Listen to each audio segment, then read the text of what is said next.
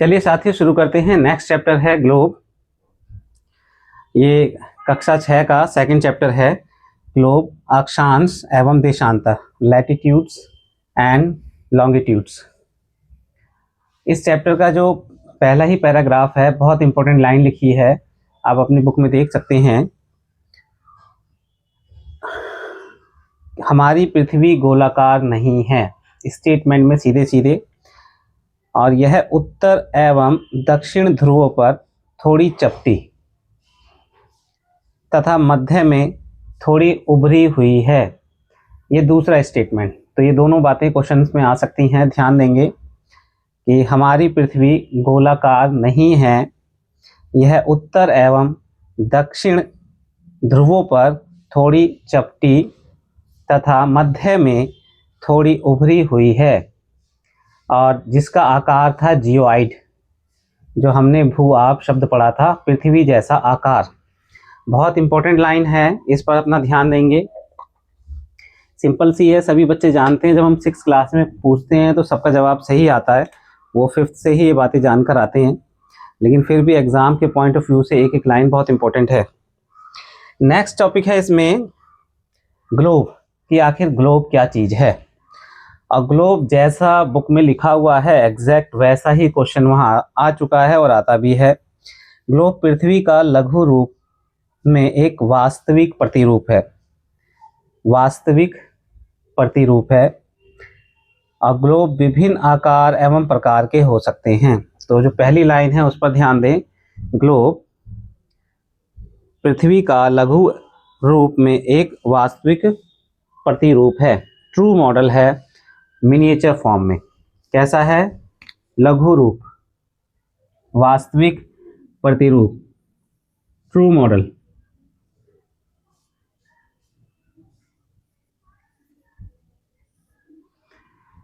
True model है, miniature है उसका।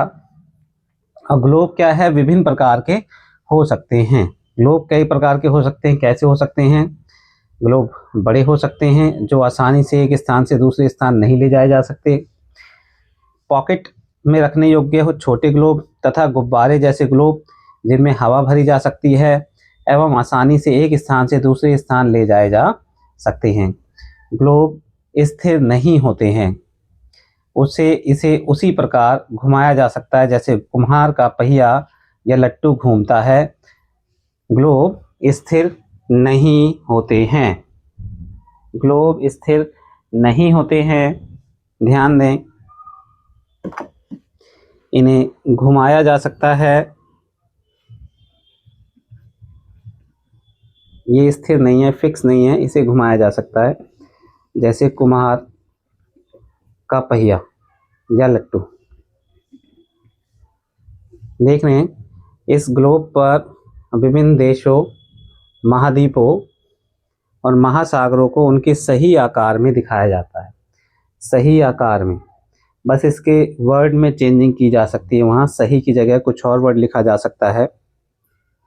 नेक्स्ट है इसके अक्ष की बात कर लें। एक यहाँ ब्लैक बोर्ड पे मैंने वाइट बोर्ड पे बना भी रखा है मिनिएचर। तो आप देख रहे हैं कि एक सुई है जो इससे होकर गुजर रही है, यहाँ भी है। वास्तव में ये नहीं होती है, लेकिन यहाँ दर्शाने के लिए इसे दिखाया गया है। और ये जो इसका निचला हिस्सा है इसे अक्ष कहते हैं, एक्सिस कहते हैं। क्या कहते हैं? अक्ष। एक सुई ग्लोब में झुकी हुई अवस्था में स्थित होती है जिसे अक्ष कहा जाता है। तो अपने दिमाग में इसकी छवि बना लें कि ये इसका अक्ष है। ये आगे अभी बहुत इंपॉर्टेंट पार्ट है इसका, अक्ष किसे कहते हैं। तो आपके दिमाग में ये छवि आ जानी चाहिए, एक ऐसी सुई जो इसमें ऊपर से नीचे जाती हुई दिखाई देती है और जिसे हम अक्ष कहते हैं। लेकिन ये वास्तव में है नहीं, ये अपनी आसानी के लिए बनाया गया है, इसे अक्ष कहा जाता है। ये 2 से 3 पॉइंट लिखे हैं, बहुत इंपॉर्टेंट हैं एक एक स्टेटमेंट में। इस चैप्टर की भी एक एक लाइन बहुत ही इंपॉर्टेंट है। शुरुआत होती है चैप्टर की कि पृथ्वी गोलाकार नहीं है, गोलाकार नहीं है। यहाँ उत्तरी ध्रुव और दक्षिणी ध्रुव से पिचकी हुई है, ऊपर की तरफ ये उभरी हुई है। इसके आकार को हम जियोइड कहते हैं, पृथ्वी जैसा आकार। साथ में ग्लोब क्या है? ग्लोब पृथ्वी का लघु रूप में एक वास्तविक प्रतिरूप है, ट्रू मॉडल है। क्या है? ट्रू मॉडल है, मिनिएचर फॉर्म है ये। आप देख रहे हैं ग्लोब विभिन्न आकार एवं प्रकार के हो सकते हैं। बड़ा ग्लोब होगा तो एक जगह से दूसरी जगह नहीं ले जाया जा सकता, पॉकेट में हो सकता है ग्लोब, पॉकेट साइज का। गुब्बारे के रूप में हो सकता है जिसे एक स्थान से दूसरे स्थान ले जा सकते हैं। ग्लोब स्थिर नहीं होता, ग्लोब स्थिर नहीं होता, ये भी एक लाइन है। फिर है अक्ष क्या है? एक सुई ग्लोब में झुकी हुई अवस्था। ये मैंने ग्लोब पकड़ा हुआ है और ये झुकी हुई अवस्था में है, देखें ध्यान से, झुकी हुई अवस्था में है और ये इसका अक्ष है, एक्सिस। तो ये इंपॉर्टेंट पॉइंट्स हैं, इन्हें ध्यान दे लें। दो तीन तीन बार मैंने बता दिया है। साथियों, अभी हमने अक्ष की बात की, तो अक्ष ये सुई है जो हमने बताया, ये एक काल्पनिक सुई है। ऐसी पृथ्वी पर कोई सुई नहीं होती है, लेकिन इसे समझने के लिए यहाँ पर बताया गया है। इस नीचे के हिस्से को साउथ पोल और ऊपर के हिस्से को नॉर्थ पोल, उत्तरी ध्रुव और दक्षिणी ध्रुव। ध्यान रखें, इनकी छवि आपके दिमाग में बन जानी चाहिए, उत्तरी ध्रुव और दक्षिणी ध्रुव की। इसके अलावा कुछ अन्य बिंदु भी हैं जिन्हें हम सिलसिलेवार से समझने का अभ्यास करेंगे, प्रयास करेंगे। नेक्स्ट है विषुवत व्रत। विषुवत व्रत, इस ग्लोब पर आप एक ये गाढ़ी लाइन देख रहे होंगे, या कहें कि पृथ्वी के बीचों बीच एक रेखा खींची गई है जो वास्तव में है नहीं। उस रेखा को कहा गया है विषुवत व्रत, जहां से ये पृथ्वी को दो भागों में बांटता है। एक है उत्तरी गोलार्ध और ये दक्षिणी गोलार्ध। उत्तरी गोलार्ध और दक्षिणी गोलार्ध। इस व्रत, इस सर्कल के, जिसे हम इक्वेटर भी कहते हैं, विषुवत व्रत है। साथ साथ जब हम नॉर्थ पोल की तरफ जाते हैं तो अन्य ऐसे ही सर्कल जो इसके समानांतर हैं, समानांतर शब्द पे ध्यान देना है, पैरेलल हैं, जो आपस में कभी नहीं मिलते, समान दूरी पर हैं। यहाँ बनाने में थोड़ी दिक्कत है, लेकिन आप उसे समझें कि वो समान दूरी पर हैं। ठीक ऐसे ही यहाँ से दक्षिणी ध्रुव की तरफ भी समान दूरी पर सर्कल बनाए गए हैं। वास्तव में ना तो ये सुई है, ना ये रेखाएं हैं जिन रेखाओं की हम बात कर रहे हैं, और ये जो सर्कल हैं इन्हें हम लैटिट्यूड या अक्षांश भी कहते हैं। हिंदी में अक्षांश और इंग्लिश में लैटिट्यूड्स। अगर मैं आपको इजीली याद कराने के लिए मैं कहूँ कि भाई लैटिट्यूड्स मीन्स लेटी हुई रेखाएं, हालांकि ये मीनिंग नहीं है, लेकिन लैटिट्यूड्स मीन्स लेटी हुई रेखाएं, यानी कि ये अक्षांश समानांतर हैं। अगला शब्द जो इसमें इम्पोर्टेंट है वो है पैरेलल, एक दूसरे से समान दूरी पर हैं। विषुवत रेखा, जिसे इंग्लिश में इक्वेटर कहते हैं और कई बार इसे भूमंडलीय रेखा भी कहते हैं।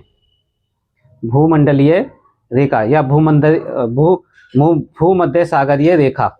तो ध्यान रखेंगे, विषुवत रेखा इक्वेटर जो उत्तरी गोलार्ध इस पृथ्वी को उत्तर हिस्से में और दक्षिणी गोलार्ध दो बराबर के हिस्सों में बांटती है, और इसके समानांतर जो रेखाएं उत्तरी ध्रुव की तरफ जाती हैं उनके साथ में हम नॉर्थ लिखते हैं, यानी कि उत्तर, और जो साउथ की तरफ हैं उन्हें लिखते हैं दक्षिण। अब यहाँ समझने वाली बात यह है कि ये 0 डिग्री है, ये रेखा 0 से शुरू होती है और 0 से 10, 20, 30, 40, 50, 60, 80, 90 तक जाती है। ऐसे ही सेम नीचे भी जाएगी। अब यहाँ ध्यान देने वाली बात है, अगर हम बोलें भाई 20 डिग्री अक्षांश, 20 डिग्री की अक्षांशीय रेखा, तो लेकिन कौन सी रेखा? जब अगर यदि हम नॉर्थ नहीं बोलेंगे, उत्तर नहीं बोलेंगे, तो हमारे दिमाग में स्पष्ट नहीं होगा। अगर हम कहते हैं 20 डिग्री नॉर्थ यानी 20 डिग्री उत्तर, तो हम यहाँ आएंगे। और अगर हम कहते हैं 20 डिग्री दक्षिण, तो हम यहाँ आएंगे। थोड़ा सा ध्यान देना है, नॉर्थ और साउथ पर जरूर ध्यान देना है, उत्तर और दक्षिण, उत्तर और दक्षिण, क्योंकि 0 से शुरू हो रहे हैं, 90 तक हम नीचे भी जा रहे हैं, 90 तक हम ऊपर भी जा रहे हैं। तो हमें इनके साथ में जो डिग्री बोल रहे हैं हम, अन्य शब्दों का भी इस्तेमाल करना जरूरी है। नॉर्थ और साउथ, उत्तर और दक्षिण। अगर हम उत्तर दक्षिण नहीं समझेंगे या नहीं प्रयोग करेंगे, तो हम सही तथ्य को नहीं जान पाएंगे कि हम कहाँ की बात कर रहे हैं एग्जैक्ट। तो इसलिए आपको ध्यान देना है, 20 डिग्री नॉर्थ यानी 20 डिग्री उत्तर, तो यहाँ है। अगर 20 डिग्री साउथ, अगर एस या दक्षिण या दा लिखा हो, तो यहाँ है। दक्षिण के लिए दा इस्तेमाल होता है किताब में, उत्तर के लिए उ, और इंग्लिश में एन, और साउथ के लिए एस। इस बात पर आपको विशेष ध्यान देना है। तो हमारे विषुवत वृत्त, जिसे आपने देखा, जो पृथ्वी को 2 समान भागों में बांटता है। दूसरा है अक्षांश, समांतर, समानांतर रेखाएं। समानांतर रेखाओं से मतलब है ये पैरेलल रेखाएं हैं जो खींची गई हैं। अब आप ये ग्लोब देख रहे हैं, तो ग्लोब या दीवार पे लगाने वाला मैप भी देखेंगे तो ये लाइनें वहां पर लिखी होंगी, इसमें भी स्पष्ट रूप से लिखी हुई हैं। अब पृथ्वी जो है अपने अक्ष पर पश्चिम से पूर्व घूमती है। एक लाइन ये भी इंपॉर्टेंट है, पश्चिम से पूर्व, पश्चिम से पूर्व। पश्चिम से पूर्व घूमने का मतलब है एंटी क्लॉक, जैसे घड़ी की सुइयां उल्टी घूमती है। पश्चिम से पूर्व घूमने पर देखिए, ये भारत का हिस्सा पहले आएगा, बाद में अफ्रीका, और फिर अमेरिका या लंदन। इस बात को आप ध्यान रखें, पश्चिम से पूर्व, ये लाइन भी काफी इंपॉर्टेंट है। एक पैराग्राफ है बुक में, बहुत ही इंपॉर्टेंट दे रखा है, इस पैराग्राफ पे ध्यान देंगे, जो चित्र 2.2 के नजदीक है। विषुवत वृत्त शून्य अंश अक्षांश को दर्शाता है। ये मान लीजिए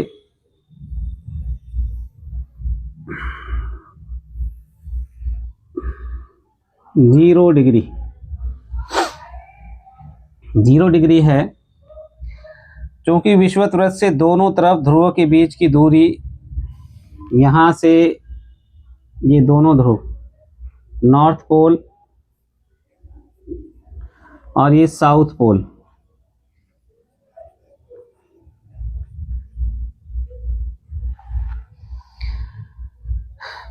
पृथ्वी के चारों ओर के वृत्त का 1/4 है। ये जो वृत्त है, एक सर्कल जो पूरी पृथ्वी पर बन रहा है, अगर इसे हम बराबर हिस्से में 4 भागों में बांट दें, 1 हिस्सा, 2 हिस्सा, 3 हिस्सा, चौथा हिस्सा,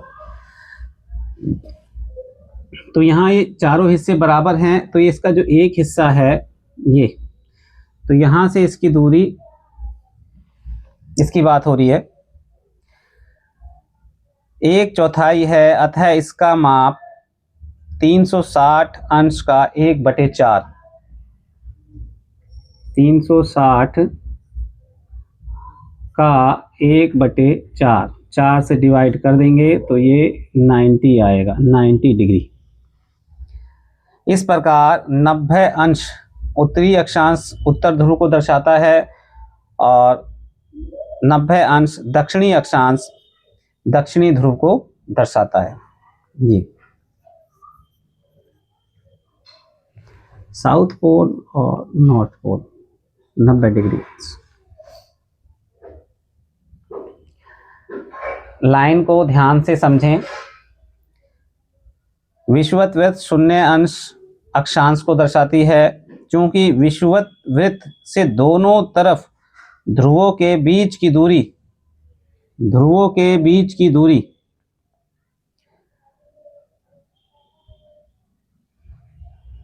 पृथ्वी के चारों ओर के वृत्त, पृथ्वी के चारों ओर के वृत्त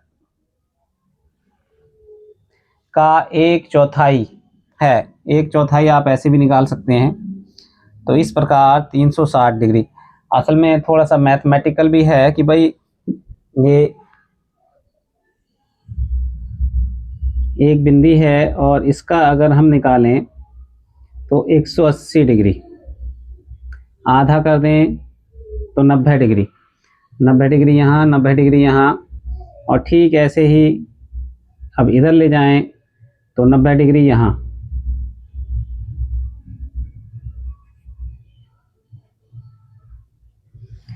यानी कि एक सर्कल जो है वो 360 डिग्री।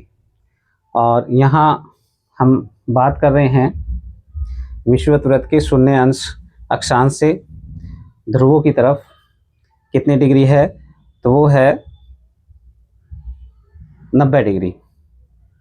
इस प्रकार विषुवत वृत्त के उत्तर की सभी समानांतर रेखाओं को उत्तरी अक्षांश कहा जाता है तथा विषुवत वृत्त के दक्षिणी स्थित सभी समानांतर पैरेलल रेखाओं को दक्षिणी अक्षांश कहा जाता है।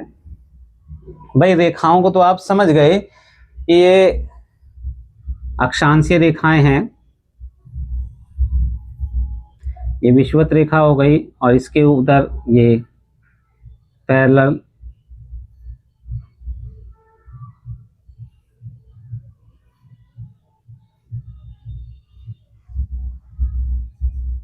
जीरो डिग्री, ये अक्षांशीय रेखाएं हैं।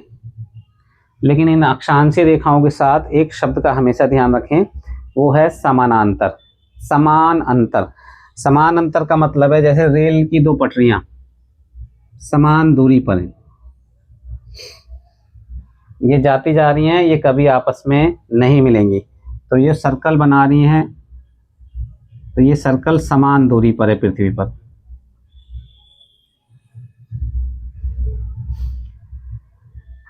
याद है सबको, हो भी जाता है, लेकिन हमें पॉइंट याद रखना है कि समानांतर, इस पर मेरा ध्यान जा रहा है कि आप लोग भी इस पर ध्यान दीजिए कि ये समानांतर, समान अंतर पर ये रेखाएं हैं।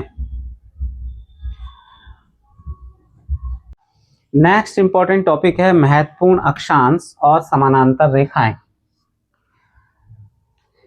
आप ये चित्र देख रहे हैं और किताब में भी ये चित्र है, तो इस चित्र को अच्छे से समझ लें, दिमाग में बैठा लें। असल में ये चैप्टर 6 क्लास में ही समझाया जाता है, इसके बाद ये सीधे 11th में आता है, लेकिन 7th 8th 9th 10th की जो बुक्स है उनमें बेस जो है यहाँ है और उसके आगे फिर आगे चीज़ें बढ़ती हैं। तो ये मोस्ट इम्पोर्टेंट चित्र है, आप देख रहे हैं अपने सामने। इसमें बहुत सारी चीज़ें मैंने लिख दी हैं, हालांकि इतनी लिखने की ज़रूरत नहीं थी, लेकिन उन्हें हिंदी और इंग्लिश में लिखना आवश्यक है। ये जो चित्र है इसको समझने का प्रयास करेंगे अच्छे से। ये देखिए बीच की ये जो रेखा है इसे विषुवत वृत्त कहा जाता है, 0 डिग्री विषुवत वृत्त कहा जाता है। आप इस चित्र को 2 बार बना सकते हैं अपने कॉपी में, 2 बार बना लें, किताब में से देख के ज़्यादा अच्छा होगा। तो विषुवत वृत्त को यहाँ इंग्लिश में कहा गया है इक्वेटर। दूसरा, ये जो क्षेत्र है ये हमें बताता है कि पृथ्वी पर हीट जोन्स, यानी कि सूर्य ताप, सूरज की जो किरणें आती हैं वो किस क्षेत्र पे किस तरह से हीट प्रदान करती हैं। तो ये 23.5 डिग्री उत्तरी अक्षांश, हालांकि मैंने देखो कहीं उत्तर या नॉर्थ नहीं लिखा है या साउथ नहीं लिखा है, ये आपको सोचना है कि इसमें गड़बड़ी है, और वो गड़बड़ी यही है कि नॉर्थ और साउथ नहीं लिखा गया, जो बहुत आवश्यक है। हालांकि मुझे क्वेश्चन पूछना था फिर भी मैंने बता दिया। तो यहाँ आप देख रहे हैं इस विषुवत वृत्त से ऊपर जितने भी अंश आ रहे हैं सब पर हमें नॉर्थ लिखना है और बाकी पर हमें साउथ लिखना है, और ये साउथ लिखना बहुत ज़रूरी है। तो सबसे पहले ये जो हिस्सा है ये कहलाता है उष्ण कटिबंध। उष्ण कटिबंध क्यों? क्योंकि यही हिस्सा सूरज से आने वाली सीधी किरणें यहाँ पड़ती हैं और ये हिस्सा हीट ज़्यादा प्राप्त करता है। उष्ण का मतलब है गर्म, और कटिबंध का मतलब है कटा हुआ क्षेत्र, बंधा हुआ, काट कर बांधा गया। तो इसे इंग्लिश में टॉरिड जोन कहते हैं। आप एक अलग चित्र बनाएं, उसमें इंग्लिश में ज़रूर लिख लें और यहाँ हिंदी में, जिससे कि आपको दोनों स्पष्ट रूप से हो जाएं। एक में लिखने पर ज़्यादा दिक्कत होती है, उलझन होती है। दो चित्र बनाएं। मैं भी कोशिश करूँगा कि दूसरा चित्र भी बना दूँ। तो ये है उष्ण कटिबंध। सूरज की किरणें सीधी पड़ती हैं, सीधे पड़ने पर हीट ज़्यादा प्राप्त होती है, ज़्यादा गर्म होता है वो क्षेत्र। तो ये क्षेत्र है उष्ण कटिबंध। 23.5 डिग्री उत्तर, 23.5 डिग्री दक्षिण, ये कर्क रेखा है। इसका नाम है, जो उत्तर में रेखा है इसका नाम है कर्क रेखा, और जो दक्षिण में है इसका नाम है मकर रेखा।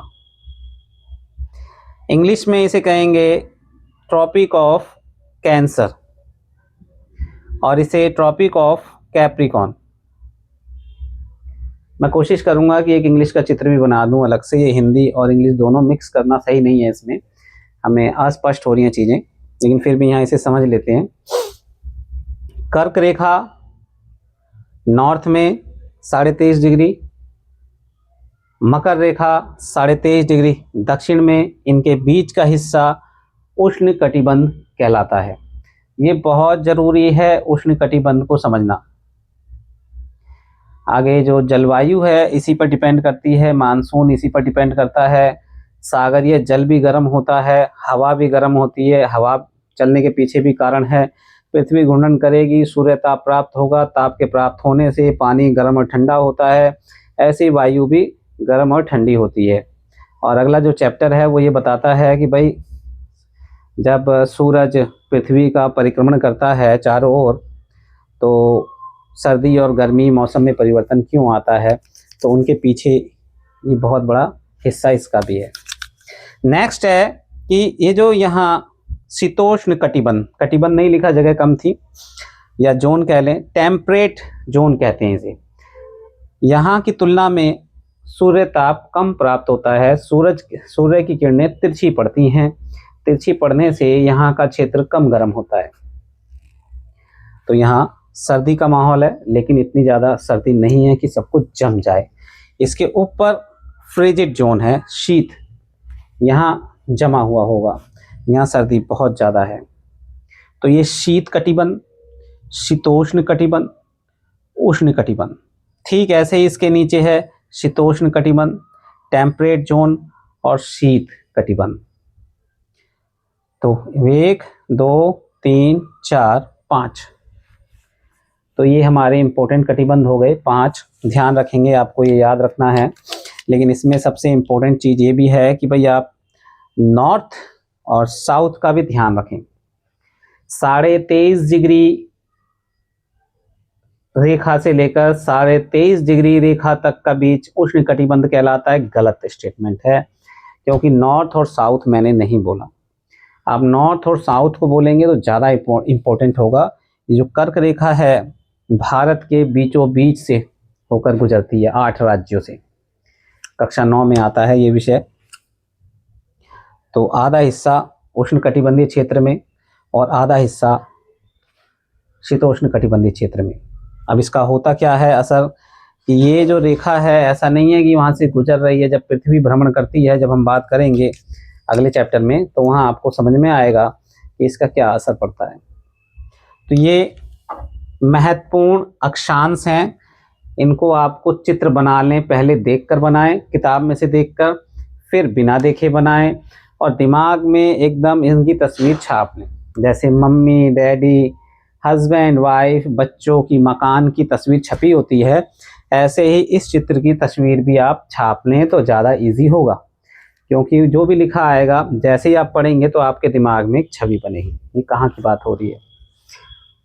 उत्तरी ध्रुव, दक्षिणी ध्रुव, विषुवत रेखा, इक्वेटर, 23.5 डिग्री उत्तर, 23.5 डिग्री दक्षिण के बीच का हिस्सा उष्ण कटिबंध कहलाता है, टॉरिड जोन। 23.5 डिग्री उत्तर से लेके 66.5 डिग्री उत्तर का क्षेत्र कहलाता है टेम्परेट जोन।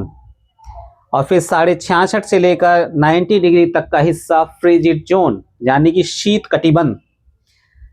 शीत कटिबंध भी दो हैं, ऊपर और नीचे, 66.5 डिग्री से 90 डिग्री तक, 66.5 डिग्री से 90 डिग्री तक, 23.5 डिग्री से 66.5 डिग्री तक के बीच में शीतोष्ण कटिबंध है। लेकिन उनके साथ में आपको नॉर्थ लगाना होगा और साउथ लगाना होगा। मैं जोर देकर कह रहा हूं कि नॉर्थ और साउथ पर ध्यान देंगे। हिंदी में लिखा होगा उत्तर का उ और इंग्लिश में लिखा होगा हिंदी में दक्षिण का दा, साउथ के लिए, और इंग्लिश में एन और एस। इस पर ध्यान देंगे। उम्मीद है कि आपको ये हीट जोन्स यानी कि उष्ण कटिबंध, ताप कटिबंध याद हो गए होंगे। 1 2 3 4 5 अच्छे से याद कर लें। आगे इस पर एक चैप्टर पूरा डिपेंड है इन्हीं चीज़ों पर। बार बार चीज़ें आती हैं और जब हमें अगर ये चित्र ना दिमाग में बैठा हो तो दिक्कत होगी। कर्क रेखा, मकर रेखा, tropic of cancer, tropic of Capricorn, ये आपको याद होनी चाहिए। आपकी बुक में ये चित्र बहुत अच्छा दे रखा है,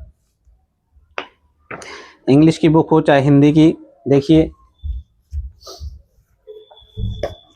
साफ साफ ये चित्र दिया गया है, इसे बना लें और हिंदी में भी लिख लें। ट्रॉपिक ऑफ कैंसर यानी कि कर्क रेखा और मकर रेखा, ट्रॉपिक ऑफ कैंसर और ट्रॉपिक ऑफ कैप्रिकॉन। मैं इन्हें और स्पष्ट रूप से करने के लिए हल्का सा मिटा देता हूं, क्योंकि एक साथ सारी चीज़ें लिखे होने पर कंफ्यूजन रहती है।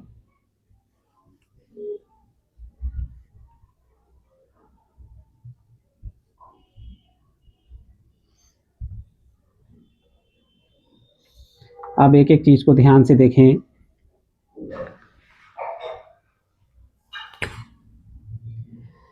Zero degree equator,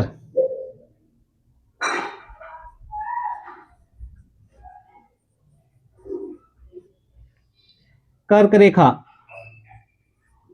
tropic of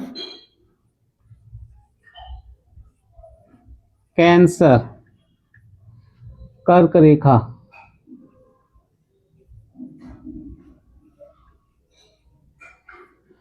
23.5 degree उत्तर, उत्तर का ऊ। इस ऊ पर विशेष रूप से ध्यान दें। कर्क रेखा की बात होगी तो इंग्लिश में इसका नीचे वाली लाइन का नाम ट्रॉपिक ऑफ कैप्रिकॉन।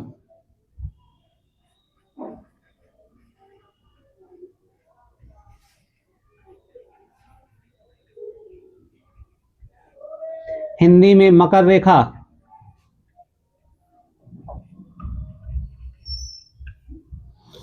ये भी 23.5 डिग्री दक्षिण। ध्यान रखेंगे 3 रेखा हो गई, इक्वेटर, विषुवत, कई नाम हैं अच्छे से। इंग्लिश में तो एक ही नाम है, हिंदी में विषुवत, और किताब में कई बार भूमध्य रेखा, भू यानी कि भूमि के मध्य यानी कि पृथ्वी के मध्य से होकर आ रही है। भूमध्य सागरीय रेखा, भूमध्य सागर पड़ता है बीच में तो वहां से होते हुए आ रही है रेखा। विषुवत, इक्वेटर, इक्वेटर इक्वल 2 बराबर भागों में पृथ्वी को बांटने वाली रेखा, उत्तरी गोलार्ध और दक्षिणी गोलार्ध। कर्क रेखा, मकर रेखा, इन 3 के नाम याद जरूर कर लें।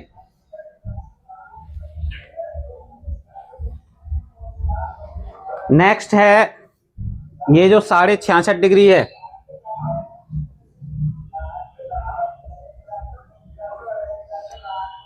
उत्तर 66.5 डिग्री,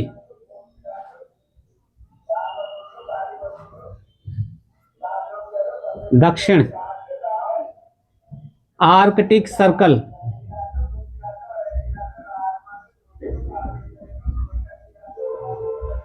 और ये एंटार्क्टिक सर्कल। यहाँ दीजिए, ध्यान दीजिए, आर्कटिक है, आर्कटिक का उल्टा है एंटार्क्टिक। एंटार्क्टिक, आर्कटिक का उल्टा एंट, एंट लगा दिया, एंटर यानी कि विपरीत, एंटार्क्टिक। तो आर्कटिक और एंटार्क्टिक, हिंदी में इसे ध्रुव लिखा हुआ है, दक्षिणी ध्रुव वृत्त, और ये है उत्तर ध्रुव वृत्त, लेकिन इंग्लिश में आर्कटिक सर्कल, एंटार्क्टिक सर्कल। लिख लें और याद कर लें।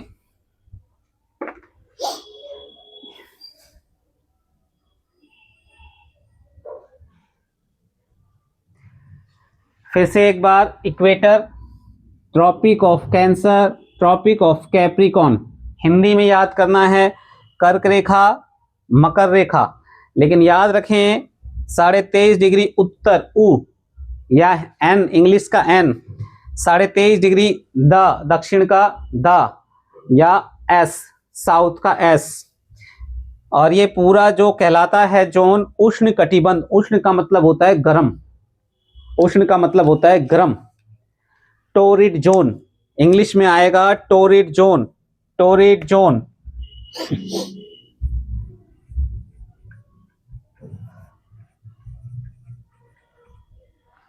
इंग्लिश में आएगा टोरिड जोन, इसे आप याद कर लें, लिख भी लें, टोरिड जोन, उष्ण कटिबंध। मेरे ख्याल से इतना काफी है।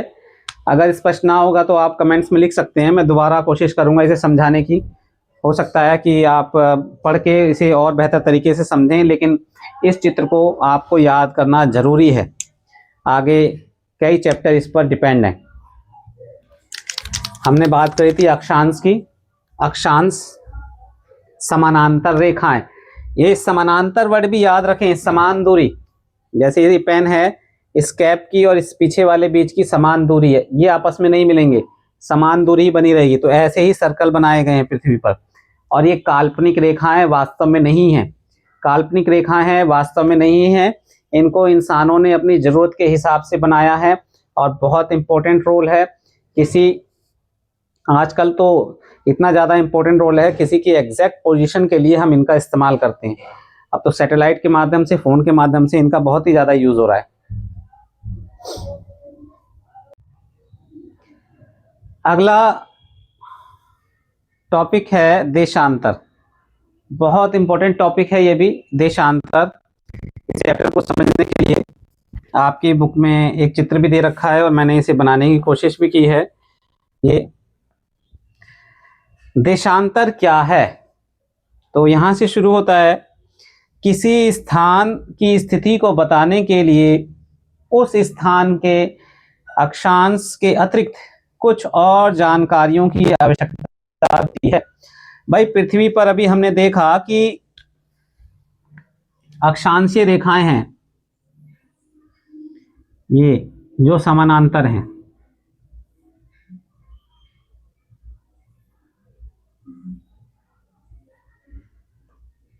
और ये भी कह दिया यहां से 0 डिग्री से ये उत्तर, 0 डिग्री से ये दक्षिण। अगर कोई व्यक्ति यहाँ है एग्जैक्ट, तो उसे हम कैसे बताएंगे? अगर ये कह दें भाई 0 डिग्री ये है, इसे मान लो 23.5 डिग्री है, और ये कह दें कि वो 23.5 डिग्री उत्तर है, 23.5 डिग्री उत्तर है। अब यहाँ दिक्कत ये है कि 23.5 डिग्री की रेखा तो पूरे सर्कल पर है, आगे से लेकर पीछे तक पृथ्वी पर। अब किस स्थान पर है ये कैसे पता चले? मान लीजिए कि अगर यहाँ भारत है और यहाँ ये अमेरिका है, अब कैसे बताएं कि वो भारत में है या अमेरिका पे है तो वो 20 डिग्री 23.5 डिग्री उत्तर में ही, या 23 डिग्री उत्तर में, या 23.5 डिग्री उत्तर में, तो कैसे बताएं कि वो अमेरिका में है या भारत में है? इसीलिए हमें कुछ एक्स्ट्रा इंफॉर्मेशन की और आवश्यकता होगी, और वो एक्स्ट्रा इंफॉर्मेशन हमारे लिए देता है ये देशांतर, लॉन्गिट्यूड्स। लॉन्गिट्यूड्स जैसे अक्षांश की कुछ विशेषताएं थी, वैसे ही देशांतर की भी विशेषताएं हैं, और हमें उनको एज इट इज समझना है और याद करना है। ये 2 ध्रुवों यानी कि उत्तरी ध्रुव और दक्षिणी ध्रुव को आपस में मिलाने वाली रेखाएं हैं, और यह हाफ सर्कल हैं, आधे गोले हैं, अर्ध गोला हैं। बीच में तो इनमें गैप होता है, लेकिन ये जैसे जैसे ध्रुवों की तरफ जाती हैं तो ये आपस में मिल जाती हैं। यहाँ ये रेखाएं पूरा सर्कल बना रही हैं जो आपस में कभी नहीं मिलती, समानांतर हैं।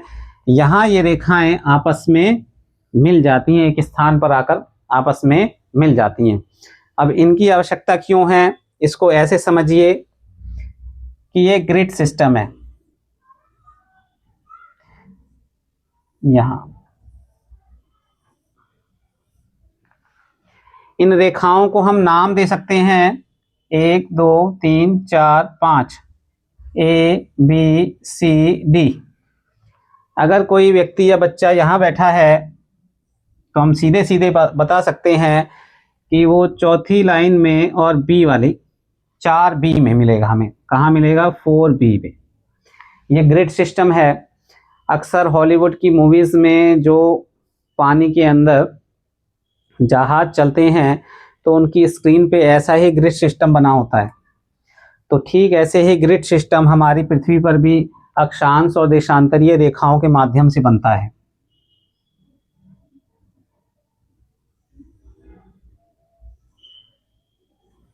जो हमें ये समझने में हेल्प करता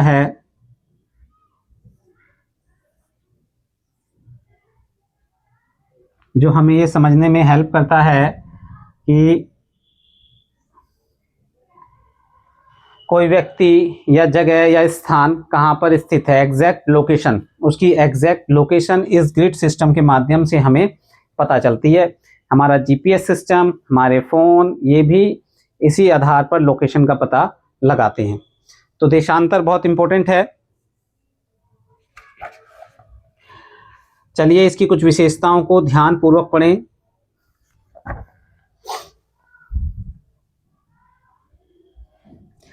ये देखें, संदर्भ रेखाओं को देशांतरीय याम्योत्तर कहते हैं तथा उनके बीच की दूरी को देशांतर के अंशों में मापा जाता है, डिग्री में मापा जाता है। प्रत्येक अंश को मिनट में, प्रत्येक डिग्री को मिनट में तथा मिनट को सेकंड में विभाजित किया जाता है। मान लीजिए अंश है, अंश को हमें डिवाइड करना है मिनट में और फिर सेकंड में, मिनट और सेकंड में। इससे हमें टाइम का पता चलता है। अभी आगे देखेंगे कि हम कैसे टाइम निकालते हैं। ये अर्धवृत्त हैं, हाफ सर्कल हैं। अगली विशेषता इसकी हो गई, ये अर्धवृत्त हैं।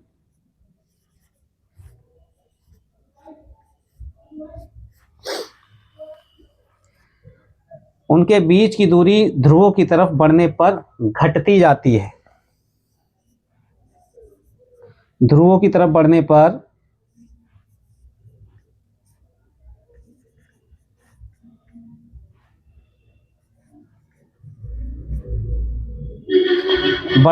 घटती जाती है।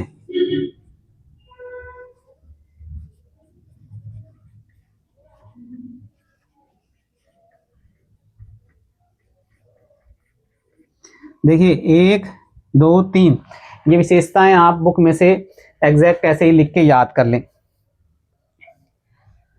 ध्रुवों पर शून्य हो जाती है, ध्रुवों पर ये 0 हो जाएगी, शून्य हो जाएगी, जहां सभी देशांतरी याम्योत्तर आपस में मिल जाते हैं।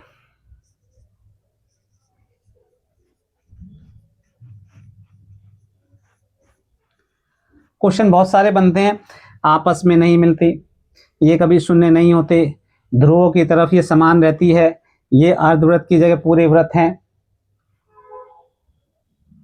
और ये डिग्री को मिनट और सेकंड में। जानेंगे जितनी विशेषताएं हैं उनमें से एक आधी विशेषता में छेड़छाड़ करके आपसे क्वेश्चन पूछा जा सकता है, लेकिन आप इसकी सारी विशेषताओं को याद रखें। किसी अंशों में बांटा जाता है, डिग्री में मापा जाता है, अंशों, इसे 0 लिखने की जगह अंश लिखे जाएं। अंशों को मिनट में, मिनट को सेकंड में बांटा जाता है। अर्धवृत्त हैं, आधे वृत्त हैं। ये आधा गोला है, ये नीचे जाकर यहाँ मिल जाएगा, ये आधा गोला है। पूरा नहीं है, जबकि ये पूरा सर्कल है। जो लैटिट्यूड है वो पूरा सर्कल है, लॉन्गिट्यूड क्या है, दक्षिणी ध्रुव से उत्तरी ध्रुव जाके मिल रहा है, अर्धवृत्त है, हाफ सर्कल है। अक्षांश समानांतर रेखाओं से भिन्न सभी देशांतरीय याम्योत्तर की लंबाई समान होती है। एक ये भी विशेषता है इसकी, इनकी लंबाई समान होती है। अब देखो इस स्टेटमेंट में एक बात ये छुपी हुई है कि भाई देखो ये हमारी पृथ्वी है, अब इस पर ये विषुवत वृत्त बनाया जा रहा है। अब ये जो वृत्त वाली रेखा है, विषुवत वृत्त जो बीच में है बिल्कुल, ये सबसे बड़ी रेखा होगी, सबसे बड़ा सर्कल होगा, सबसे बड़ा सर्कल। और धीरे धीरे जैसे जैसे ये सर्कल ऊपर की तरफ जाएगा, ये सर्कल छोटा होता जाएगा, ये सर्कल छोटे होते जाएंगे, ये सर्कल छोटे होते जाएंगे, ये सर्कल छोटे होते जाएंगे, यानी कि सबसे बड़ा सर्कल ये है 0 डिग्री। अब उसके उत्तर में और दक्षिण में सर्कल छोटे होते जाएंगे। यहाँ ये समझाने का प्रयास किया जा रहा है कि लेकिन इसकी प्रत्येक जो अर्धवृत्त है वो एक समान है, वो छोटा नहीं हो रहा है। यहाँ बीच में गैप है और ये गैप धीरे धीरे ध्रुवों पर जाकर कम हो जाता है, ये आपस में मिल जाती हैं। एक लाइन तो ये है। दूसरी विशेषता ये है कि ये इनकी लंबाई एक समान ही रहती है, इसमें कोई परिवर्तन नहीं आता, इन अर्धवृत्त में कोई परिवर्तन नहीं आता। इसीलिए इन्हें सिर्फ मुख्य संख्याओं में व्यक्त करना कठिन था। तब सभी देशों ने निश्चय किया कि ग्रीनिच, जहां ब्रिटिश राजकीय वेधशाला स्थित है, से गुजरने वाली याम्योत्तर से पूर्व और पश्चिम की ओर गिनती शुरू की जाए। भाई देखो यहां तो सबसे बड़ी रेखा को इन्होंने 0 डिग्री मान लिया, लेकिन ये सभी एक बराबर हैं, तो किसे हम 0 माने? सवाल ये खड़ा हो गया। उस समय ब्रिटेन जो है पूरी दुनिया पर राज कर रहा है, सबसे शक्तिशाली राष्ट्र है, वहाँ लेबोरेटरी है, लेबोरेटरी तो कई जगह होंगी उस समय भी, लेकिन वहाँ लेबोरेटरी ग्रीनविच पर विश्व के भूगोलवेत्ताओं के साथ मीटिंग हुई और उस मीटिंग में तय किया गया भाई कि यहाँ ग्रीनिच से जो रेखा गुजर रही है इसे हम 0 मान लें, क्योंकि इनमें से कौन सी रेखा 0 माने, सभी तो एक बराबर है। जब उसको 0 मान लिया गया, अब 0 मानने का अर्थ ये होगा कि कुछ उससे ईस्ट हैं और कुछ उससे वेस्ट हैं। मेरिडियन, याम्योत्तर, हिंदी में याम्योत्तर और इंग्लिश में मेरिडियन, मध्य की रेखा, बीच की रेखा मान लिया आपको, उससे कुछ तो ईस्ट हैं और कुछ वेस्ट हैं। यहाँ 0 लिखा हुआ है, ये 0 डिग्री। अब यहाँ से ये वेस्ट W और ये ईस्ट, यानी कि वेस्ट का मतलब पश्चिम और ये ईस्ट यानी कि पूर्व है, नहीं माना गया है, एक जगह बैठकर माना गया है। ग्रीनिच एक जगह का नाम है जहां लेबोरेटरी है, उस लेबोरेटरी से गुजरने वाली रेखा को प्राइम मेरिडियन माना गया है, प्राइम मेरिडियन माना गया है। उससे इधर की रेखाएं ईस्ट कहलाएंगी, इधर की रेखाएं वेस्ट कहलाएंगी, ईस्ट का E, वेस्ट का W। क्लियर कर लें, बहुत इंपॉर्टेंट है। अगर नहीं समझ आ रहा होगा तो आप कमेंट्स में लिख देंगे, मैं कोशिश करूंगा दोबारा से अलग तरीके से करने की कोशिश करूंगा। इसका मान 0 डिग्री देशांतर है तथा यहां से हम 180 पूर्व या 180 पश्चिम तक गणना करते हैं और प्रमुख याम्योत्तर तथा 180 डिग्री याम्योत्तर मिलकर पृथ्वी को दो समान भागों में, पूर्वी गोलार्ध और पश्चिमी गोलार्ध में विभक्त करती हैं। अब ये रेखाएं यहाँ 180 तक जाएंगी, लिखे हुए हैं ये, ऐसे ही 180 तक जाएंगी। जो लास्ट की रेखा है ये एक ही 180 है, डबल नहीं है। चाहे हम इधर से जाएंगे, इसकी भी 180 है, ये इधर से जाएंगे और वहीं जाकर मिलेंगे, 180 है। अब इसने 2 बराबर भागों में बांट दिया। आप सेब लेंगे, सेब को बीच से काटेंगे तो 2 टुकड़े हो जाएंगे, एक को कह लीजिए ईस्ट, एक को कह लीजिए वेस्ट, एक को कह लीजिए ईस्ट और एक को वेस्ट। एक सेकेंड।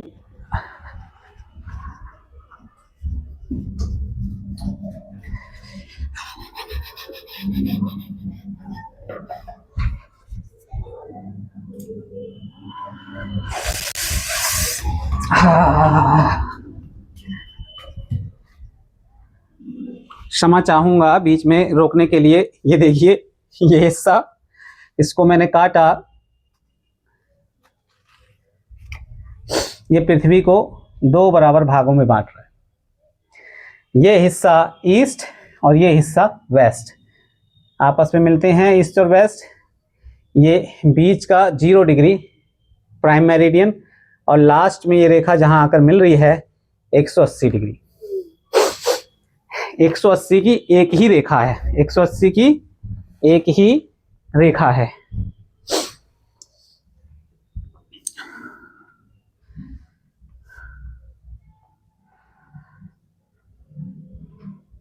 इसीलिए किसी स्थान के देशांतर के आगे पूर्व के लिए अक्षर पू तथा पश्चिम के लिए अक्षर पा, और हिंदी इंग्लिश में ई और डब्ल्यू। यह जानना रोचक होगा कि 180 डिग्री पूर्व और 180 डिग्री पश्चिम याम्योत्तर एक ही रेखा पर स्थित है। यानी कि जो लाइन है सिंगल लाइन है। यहां से जाएंगे, यहां से कोई व्यक्ति जाके कहे, कोई व्यक्ति चलना शुरू करता है और लास्ट में 180 पर जाकर पहुंचता है, वो कहे ये मेरी लाइन है। फिर यहां से कोई व्यक्ति जा रहा है और वो कहे ये मेरी 180 लाइन है। दोनों एक ही लाइन पे जाकर खड़े होंगे, दोनों एक ही जगह जाकर खड़े होंगे। यह ग्लोब पर अक्षांश समानांतर रेखाओं एवं देशांतरीय याम्योत्तर के द्वारा बनी ग्रिड को देखो। ये जो चित्र है यहां दिखाया गया है, ये ग्रिड। अगर आपको किसी स्थान के अक्षांश और देशांतर की सही जानकारी हो तो ग्लोब पर आप उस स्थान का पता आसानी से लगा सकते हैं।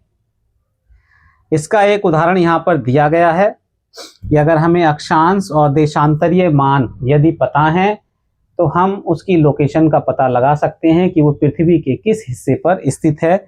एक उदाहरण यहाँ पर दिया गया है, आप उसे देख सकते हैं।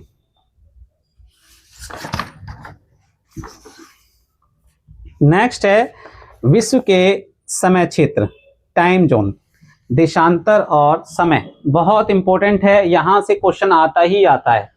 देशांतर और समय से क्वेश्चन आता ही आता है, सीटेट में हर बार आएगा। उनके पास ज्यादा ऑप्शन नहीं है, तो देशांतर और समय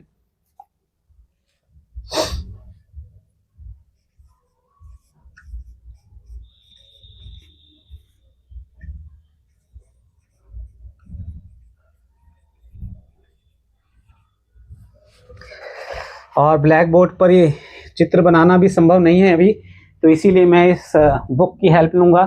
और आप भी देखें, इस किताब में चित्र है 2.7 आपके सामने। बीचों बीच में यहाँ ग्रीनिच लिखा हुआ है, ग्रीनिच से होकर ये रेखा गुजर रही है।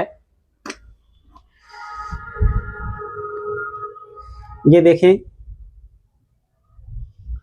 जहां मैंने हाईलाइट किया है ग्रीनिच से ये रेखा आ रही है, और मैं इसको सीधे हाईलाइट करता हूं। ये आप देख रहे हैं प्राइम मेरिडियन रेखा है। इसके आगे आप देखेंगे +1 लिखा हुआ है, ये 0 डिग्री है। यहाँ से +1, 2, 3, 4, 5, 6, 7, 8, 11 ऐसे। और यहाँ से आप देखेंगे माइनस लिखा हुआ है, -1, -2, -3, -4। और एक रेखा यहाँ पर लास्ट में है, यहाँ लिखा हुआ है अंतर्राष्ट्रीय तिथि रेखा, international date line. International date line को आप देखेंगे तो वो कई जगह मुड़ी हुई है। यहाँ से शुरू हो रही है, जहाँ +12 और -12 लिखा हुआ है। अपनी बुक में देख सकते हैं आप।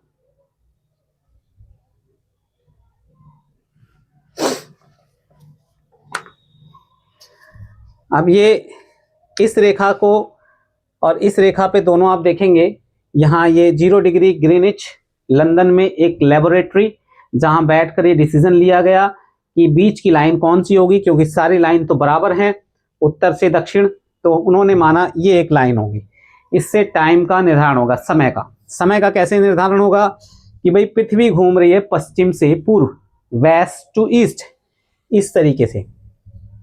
ये मान लीजिए ये पेन है, अब इसको मैं ऐसे घुमा रहा हूँ तो पृथ्वी ऐसे घूम रही है। जब ये ऐसे घूमेगी तो इधर का हिस्सा आता जाएगा, ये आगे जाता जाएगा और इधर का हिस्सा आता जाएगा। तो ग्रीनिच से आप देखेंगे भारत है, भारत के बीचों बीच में लिखा हुआ है 5:30, यानी कि भारत इंग्लैंड से, लंदन से 5.5 घंटे आगे है, 5.5 घंटे आगे है। अगर यहाँ शाम के 5:30 बजे हैं तो वहाँ दोपहर के 12 बजेंगे, वहाँ दोपहर के 12 बजेंगे। इसको इस रूप में भी समझें। ये देखिए ये ग्लोब है, और ग्लोब यदि भारत यहाँ है, अब ये पश्चिम से पूर्व की ओर घूम रहा है, पश्चिम की पूर्व की ओर, पूर्व की ओर। तो ये पश्चिम से पूर्व घूमने में अब इंग्लैंड यहाँ है,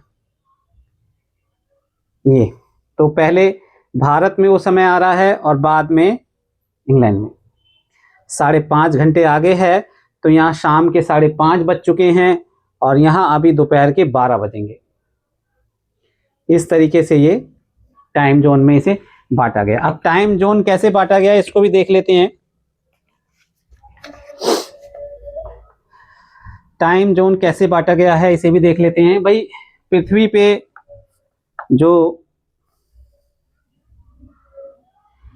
पृथ्वी है 24 घंटे में अपने अक्ष पर 360 डिग्री घूमती है, 24 घंटे में 360 डिग्री। अब हमें 1 घंटा निकालना है, 1 घंटा, 1 घंटे के लिए हमें 24 को इससे भाग देना होगा। यदि हम 1 घंटा निकालते हैं तो 360 को हमें 24 से भाग देना होगा। 24 से भाग देने पर हमें 15 डिग्री प्राप्त होते हैं। तो 1 घंटे में 1 आवर्स में पृथ्वी जो है 15 डिग्री घूम रही है, 15 डिग्री अपने अक्ष पर घूम रही है। अब यहाँ देखें इस चित्र में, तो यहाँ हर 1 घंटे यानी कि हर एक 15 घंटे पे एक टाइम जोन बनाया गया है, एक टाइम जोन बनाया गया है। तो ध्यान रखें 1 घंटे में 15 डिग्री, अगर इसे ही अगर हमें मिनट में तब्दील करना हो तो 1 घंटे में 60 मिनट होते हैं। 60 को हम 15 डिग्री से डिवाइड दे दें तो आएगा 15 चौके 60, तो 4 मिनट। 1 डिग्री पृथ्वी घूमने में 4 मिनट का समय लेती है, 4 मिनट्स।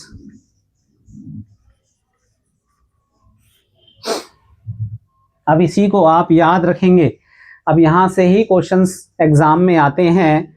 आपको 2 संख्याएं दे दी जाती हैं देशांतरों की, और उनके बीच में आपको कितना डिफरेंस है ये देखना है, और साथ में याद रखना है ईस्ट है या वेस्ट है। तो पूछा जाएगा कि समय कितना है। जैसे अगर पूछा जाए अभी कि भाई भारत में इस समय शाम के 5:30 बजे हैं, तो लंदन में कितना समय होगा। वैसे तो हमें पता ही है 5.5 घंटे का डिफरेंस है, तो आप सीधे 5.5 घंटे घटा देंगे तो दोपहर के या सुबह के जो भी है 12 बजे होंगे। लेकिन अगर वो डिग्री में दे, मैं अभी कोशिश करूंगा कि जो आए हुए क्वेश्चंस हैं 1-2 उससे रिलेटेड यहाँ डिस्कशन करें, तो आप आसानी से समय निकाल सकते हैं। नेक्स्ट है हम मानक समय क्यों मानते हैं। नेक्स्ट टॉपिक है स्टैंडर्ड टाइम।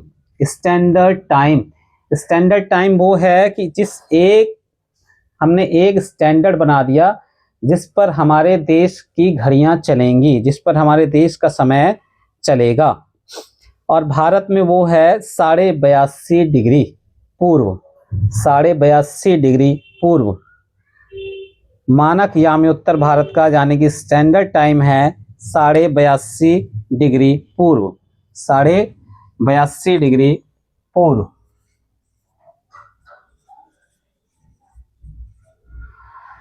पश्चिम नहीं पूर्व, इस बात का ध्यान रखेंगे। अब ऐसा इसलिए है कि भारत की विशालता जो है लगभग 30 डिग्री के आसपास है। भारत की जो विशालता है वो 30 डिग्री के आसपास है। देशांतरीय विस्तार जो है वो 30 डिग्री के आसपास है।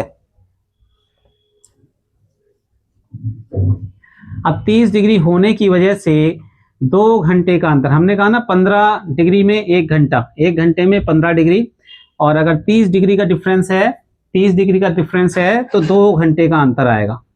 तो 2 घंटे का अंतर आएगा।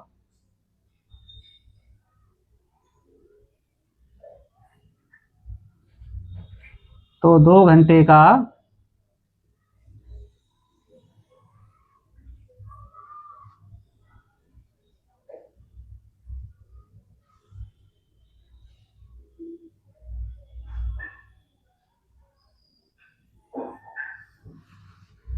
अब यहां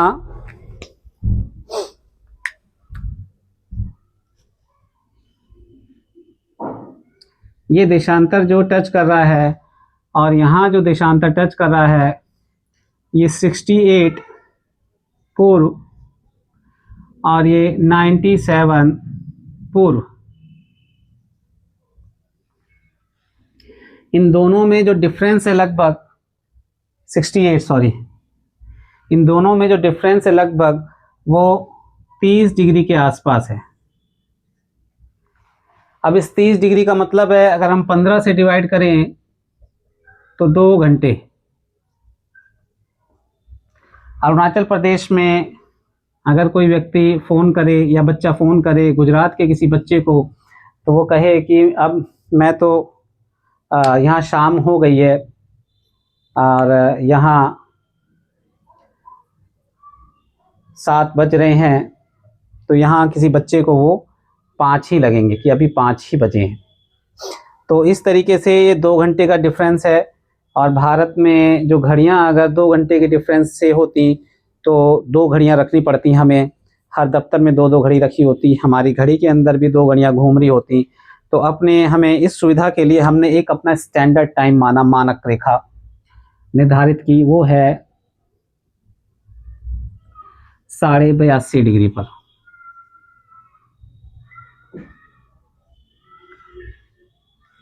साढ़े 82 डिग्री, और उत्तर प्रदेश के मिर्ज़ापुर से होकर ये गुजरती है नैनी के पास से। तो ये भारत की सारी घड़ियाँ इसी के अनुसार काम करती हैं, ये स्टैंडर्ड टाइम है। और कई देश इतने बड़े हैं कि वहाँ पर इस तरह की सुविधा काम नहीं होती। जैसे कि जिक्र किया गया है रशिया का, रशिया में जो स्टैंडर्ड मानक समय है वो है करीबन 11, वो है 11। रूस में 11 मानक समयों को अपनाया गया है और पृथ्वी को एक एक घंटे वाले 24 समय क्षेत्रों में बांटा गया है। एक एक घंटे वाले 24 समय क्षेत्रों में बांटा गया है। इस प्रकार प्रत्येक समय क्षेत्र 15 डिग्री देशांतर तक के क्षेत्र को घेरता है। 15 डिग्री देशांतर क्षेत्र तक को घेरता है। इससे रिलेटेड कुछ आए हुए क्वेश्चंस को देखना जरूरी है जिससे कि आपकी प्रैक्टिस भी हो जाए। बस उसमें डिग्री, जो देशांतरीय डिग्री है उसमें डिफरेंस आएगा। आपको बस ये याद रखना है कि अगर मान लो 30 डिग्री का डिफरेंस है तो 15 से तुरंत डिवाइड करके आप उसका आंसर निकाल सकते हैं। लेकिन वहाँ आपको ईस्ट वेस्ट का जरूर ध्यान रखना होगा। ईस्ट वेस्ट ध्यान रखने से आपको समय, दोपहर की बात हो रही है, सुबह की बात हो रही है या रात की बात हो रही है, ये उससे पता चलेगा। तो अभी हम थोड़ी देर में उसको भी देखते हैं, कुछ क्वेश्चंस को, बहुत इंपॉर्टेंट हैं। साथियों, ये देशांतर और समय में 2 इंपॉर्टेंट पैराग्राफ हैं, जरा उन पे भी चर्चा कर लेते हैं। समय को मापने का सबसे अच्छा साधन पृथ्वी, चंद्रमा एवं ग्रहों की गति है। एक स्टेटमेंट ये भी है। सूर्योदय एवं सूर्यास्त प्रतिदिन होता है, डेली, अतः स्वाभाविक ही है कि यह पूरे विश्व में समय निर्धारण का सबसे अच्छा साधन है।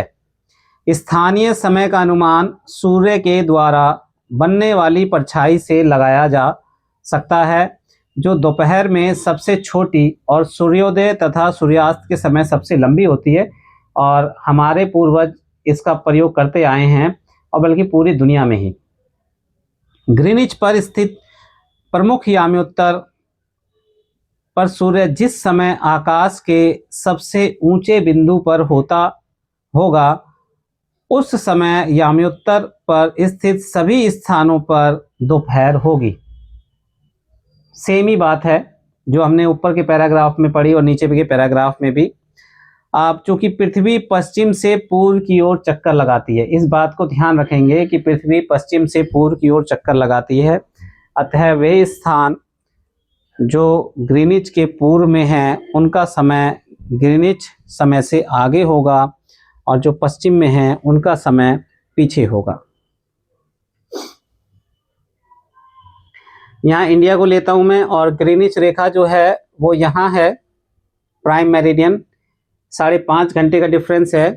तो ये पूर्व में है तो आगे हैं, इससे पीछे पश्चिम में हैं तो वो पीछे हैं। तो यहाँ जैसे जैसे ये घड़ी, ये जैसे जैसे ग्लोब आगे घुमा रहा हूँ मैं, तो ऐसे ऐसे ये आगे का समय आगे जाता जा रहा है और ये पीछे वाले आगे आते जा रहे हैं। तो ये यहाँ से ईस्ट और यहाँ से वेस्ट, इस बात का ध्यान रखेंगे। और जहाँ लास्ट में हमने बात करी की थी कि जो इंटरनेशनल टाइम रेखा है वो काफ़ी मुड़ी हुई है, तो वहाँ बीच में कई द्वीपीय देश हैं और वे अपने आप को एक दिन आगे या एक दिन पीछे कहाँ रखना चाहते हैं, इंटरनेशनल ट्रेड को ध्यान में रख के उन्होंने इसी वजह से उस लाइन को मुड़ा हुआ दर्शाया गया है। तो भाई भारत क्योंकि ईस्ट में पड़ता है, ईस्ट में ईस्ट का ध्यान रखें, तो 5.5 घंटे ग्रीनिच से आगे है। लास्ट इसमें पैराग्राफ है, किसी भी स्थान पर जब सूर्य आकाश में सबसे उच्चतम बिंदु पर होता है दोपहर में, उस समय घड़ी में दिन के 12 बजते हैं। इस प्रकार घड़ी के द्वारा दिखाया गया समय उस स्थान का स्थानीय मान होता है, लोकल टाइम। आप देख सकते हैं कि दिए गए देशांतरीय याम्योत्तर पर सभी स्थानों का स्थानीय समय समान है। तो ये कुछ पैराग्राफ और उनमें दी गई स्टेटमेंट्स एज इट इज़ ही हमें पढ़नी है और याद करनी है, क्योंकि सीटेट के एग्ज़ाम में इससे बाहर नहीं आता। हालांकि कुछ क्वेश्चंस हैं जिन्हें मैं अभी सेलेक्ट करूंगा आए हुए क्वेश्चंस को, जो समय की गणना करने के लिए हैं, तो उसको हम डिस्कस करेंगे ज़रूर, क्योंकि उनमें बस संख्याओं में परिवर्तन होगा, ईस्ट और वेस्ट में परिवर्तन होगा। तो आपको ध्यान देना है कि भाई 1 घंटा 15 डिग्री जो पृथ्वी घूमती है, रोटेट होती है, वो 1 आवर में, और ईस्ट वेस्ट का ध्यान में रख के जितने डिग्री का अंतर होगा उतने घंटे से आप सही समय का अनुमान लगा सकते हैं। तो उन प्रश्नों को देखेंगे।